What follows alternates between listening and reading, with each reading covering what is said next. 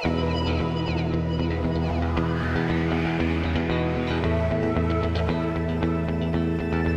be able to have the opportunity to present on our recess program. Rebecca is going to be doing the majority of our presentation today, but we wanted to introduce ourselves. My name is Julie Hollister, and I'm actually the founder of Recess. It has now become a signature program with YMCA of Greenville, and we are so excited with how the community has embraced our program. And as Mike mentioned, there's many services that we provide as an association to our community. And in the back, there's brochures of all the services that we provide, but today specifically, we're going to be talking about Recess. And I'll let Leanne introduce herself before Rebecca goes into her presentation. I'm Leanne Huffstetler, and I lead the Recess program at the Kane Halter YMCA. And I'm Rebecca Cunningham. I'm the Recess Program Manager. As Julie said a minute ago, Recess Program is a signature program of the YMCA of Greenville, and it stands for Recreation, Education, Community, Exercise, Social, and Service. So everything we do in our program revolves around those aspects. Everything has to fit into one of those categories, or we just basically don't do it. So the history of Recess, when we talk about the history of Recess, we always want to go back to the mission statement of the YMCA, which is the YMCA of Greenville, following the example of Christ, builds healthy spirit, mind, and body for all. And the YMCA, I think it was back in 2012, realized that we weren't serving all. We weren't serving the population of the special needs community. So we went back and we looked at that, and we went back to looking at our cause, which is the YMCA is committed to strengthen our communities. And we thought, what can we do to provide a service for all, for the special needs population, that will strengthen our communities? And through that, the Recess program was born. And so it's also, the YMCA is built upon 3 pillars, which are youth development, healthy living, and social responsibility. So specifically for the Recess program, obviously we were serving adults and not youth in this program, so we went back and added adult development with that pillar. And then we also added a 4th pillar for social and independent living, because we also want to make sure we're incorporating that into our program as well. Oops. Okay, so just to tell you a little bit about the growth of Recess, I mentioned in 2012 was when the YMCA realized that we weren't serving all. And so it was in 2013 that the Barbara Stone Foundation, thank you, I think there's a representative here, helped to seed our program financially. They also helped to provide 5 participants to start the program. And that started at the Kane Halter site in 2013 with 5. And in that, I think that was in 2013, the spring, and by the fall of 2014, they had grown to 20 participants at that site.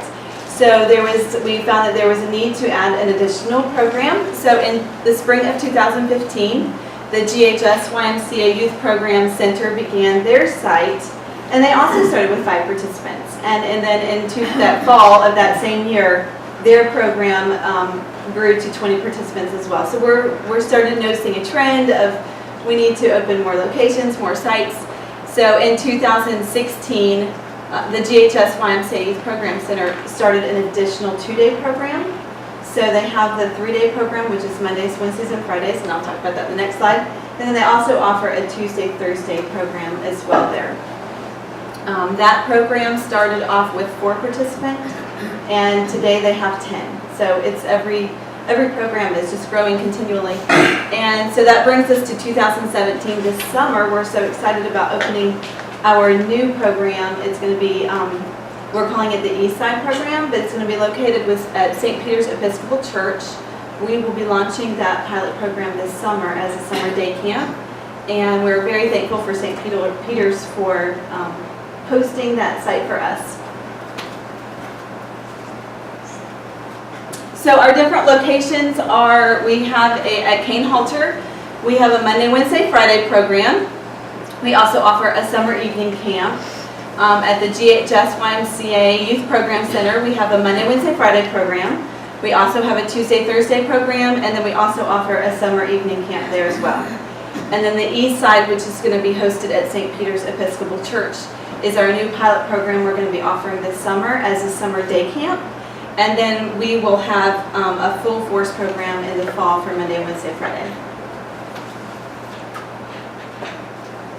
So some of our components, if you get back to our acronym, is educational, and we really do focus on that. We want to make sure that we're just not, I mean, we want to be fun and have an enjoyable time, a good experience for all, but we want to make sure that it's educational. So just a few examples. We have so many lessons, it was really hard to choose which ones to share with you. So I wanted to just highlight a few of them that we focus on, and one is just money awareness. That's a skill that we all have to know. This population can get taken advantage of so easily, so we wanted to make sure we incorporated some kind of a program where they have to exchange money, they have to get change back, and so we created a snack shop within our program. So we actually go shopping for the snacks, and we make sure they're healthy snacks. And then we actually run the snack shop. The participants are there. We have someone who's the cashier.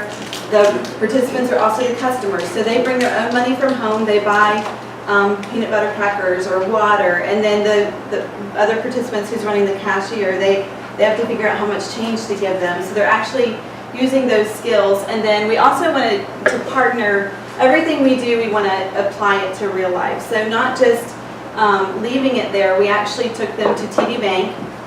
They partnered with us, and they were able to give us a wonderful checking account through our snack shop program that our participants get to go and they get to make those deposits every month. And they get to see what that brings them. And then at the end of every semester, they get to vote on how they want to spend those monies. They get to do something special that they wouldn't have gotten to do because that money wasn't there. Nutrition, we do all kinds of healthy living, healthy eating, topics that we talk about. One thing that stands out, we read the labels a lot. One thing Leanne has done in her group that just really stood out to me was they look at cans or protein bars or candy bars, and they look and say, how much sugar does that have in it? How much sugar am I putting in my body when I eat that? And then she took Ziploc bags, and they had to get the spoon and put it in the Ziploc bag. So it was a visual. They actually got to see, wow, when I eat that, even though I thought it was healthy, and this is how much sugar I'm putting in my body. So just teaching them those real life things. And then we actually take them to the grocery store. We partner with Publix, and they've given us a tour there before. So when we go grocery shopping, we actually have them look at the labels themselves and figure, is this a good healthy eating option for you, or would this one be better? And it's a great teaching opportunity. Service is a huge component. We want so many of our participants, they have so much to give, and we want to give them the opportunity to give back to their community. And so we've done that in many ways, but the ways I wanted to point out in the community are we have partnerships with Brookdale Assisted Living and also with Quillen Manor Assisted Living Center in Fountain Inn. And we go to those facilities, or they come to us on a monthly basis, and we just partner with them. We do arts and crafts and things like that. And we've really built those wonderful relationships with those senior citizens who otherwise, a lot of them don't have people visiting them. One last lesson I wanted to point out was the hygiene. I think you had talked about this in the, so important. To continue those skills with personal health and what's appropriate, what's not appropriate. And then we also partner with Paul Mitchell, the school. One semester, we actually used the funds that they had raised in the snack shop to be able to go to Paul Mitchell and have a spa day. So, and yes, we have male participants that participated in the spa day. Some of them had manicures, some of them had pedicures, some of them had facials. It was just, it was a fun experience. So just wanted to list out a few of our community partnerships. Again, thank you to Barbara Stone Foundation. They seeded us from the very beginning, and they continue to help us when we want to grow and expand our programs. Meals on Wheels, that's a picture of one of our participants and instructors giving a meal to elderly who can't get out of their homes. St. Peter's Episcopal Church is hosting our new East Side program. I already mentioned Quillen Manor. Judson, we partner with,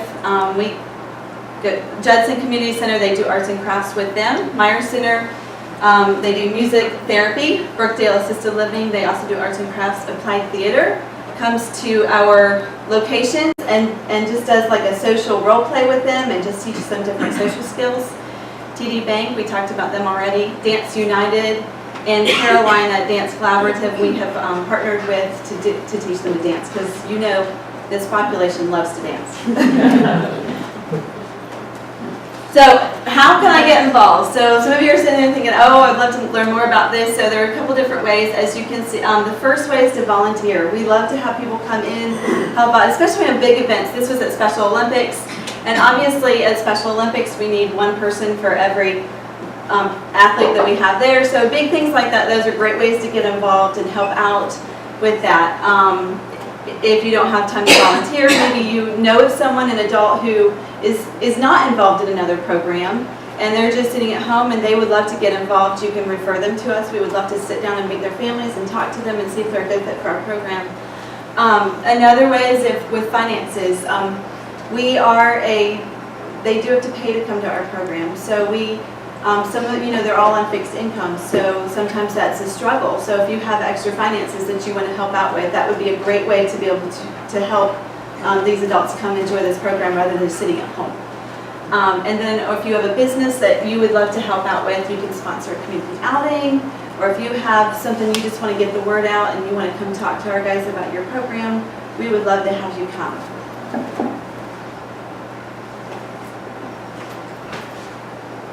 And I want to show you a video here.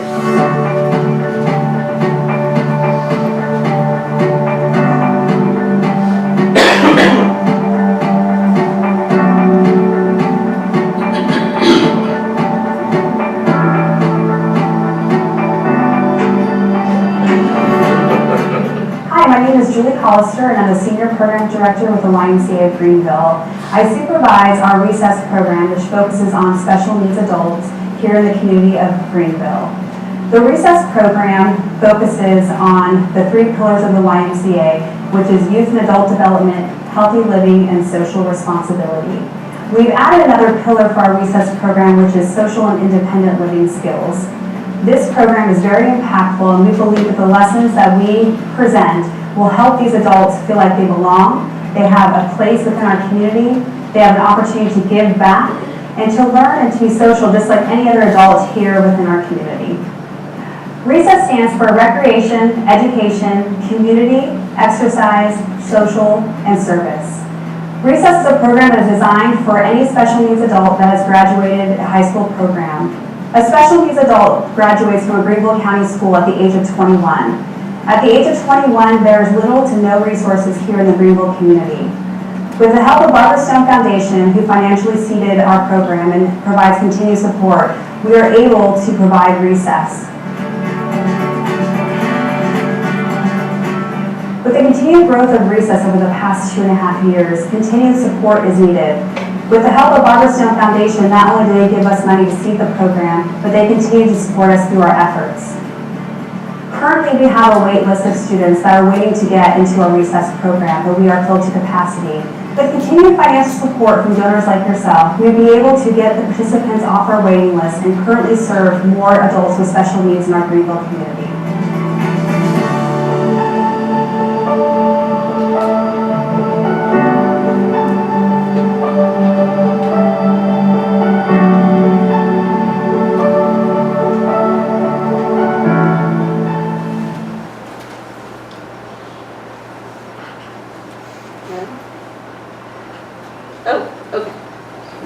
Okay, so questions and answers. So what questions did I leave out? Oh, what about the Adams Mill Center? I thought there was a recess there. That is the GHS Youth Program Center. Oh, yes. Sure. Okay. Yeah, we shorten it and we call it YPC, but it's the Youth Program Center. So what is the age range for this program, and then what is the cost to participants? The age range is specifically they have to be post-high school, and that can look different depending on which school they go to. So Greenville County is 21, private school can vary, homeschool can vary. So as long as they've completed a high school program, and then there's no age cap. I think our oldest was 40. Yeah, we've had one as old as 52. So it really just, there's no cap, as long as they can move around. And then what is the The cost? Is it a sliding Yes. scale or? The cost of the program is $55 a week. The YMCA does have an open door scholarship for anyone who, that's a financial burden. We don't want to turn anyone down because they can't afford to pay. So they can fill out the application, and that would be based on a sliding fee and fees. You mentioned earlier that you would like to meet the families to see if that child may be a good fit for the program. Are there certain prerequisites or what would not be a good fit?